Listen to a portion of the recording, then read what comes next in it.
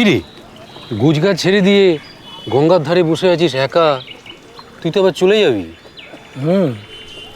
এই কলকাতা গঙ্গার নস্টালজিয়া সঙ্গে করে নিয়ে যাই। তবে যাই বলিস, হ্যাঁ, কখনো ভাবিনি কলকাতা ছেড়ে যাব। এখানে কি আছে বল? কলেজগুলো ফাঁকা, শিক্ষক নেই, একেবারে পুরো অদ্ভুত। শুনলি তো সব। 40% ইঞ্জিনিয়ারিং সিট ফাঁকা, 53% আন্ডার গ্র্যাজুয়েট সিট তাও ফাঁকা। আরে কলকাতা বিশ্ববিদ্যালয়ের যে কলেজগুলো, ভর্তি পাচ্ছে না তুই। এইচএসসি বোস কলেজ 3000 সিট, কজন ভর্তি হয়েছে জানিস?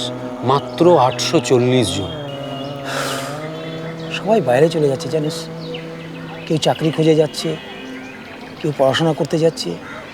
তুই দেখ, এখানে কোনো পরিকাঠামো নেই, কলেজগুলো ফাঁকা, নিয়োগ নেই। মনে হয় যেন যেন প্রতিবার এক্সারসাইজ চলছে। আচ্ছা, তুই তুই ভাই এখান থেকে কি করবি?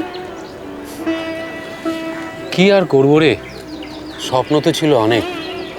বাড়ির অবস্থা ভালো নয় রে, মা একা, বাবার ব্যবসাটা ডুবে গেছে। সবাইকে ফেলে তো আর চলে যেতে পারবো না। করব কিছু একটা খাড়া করবার চেষ্টা তো করব। আর যদি কিছু না পারি, ওই ঝোটনদার মতন তিনু নেতা হয়ে যাব, ভয় দেখিয়ে হপ্তা তুলব। না রে, না রে, মজা করছিলাম। এত পড়াশুনো করে তিনু নেতা অন্তত হতে পারবো না।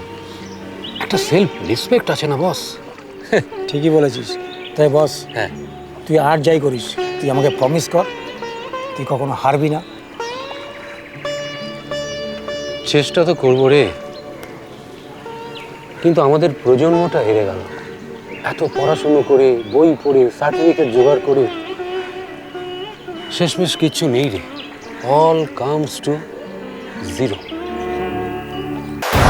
জেগে ওঠো বাঙালি।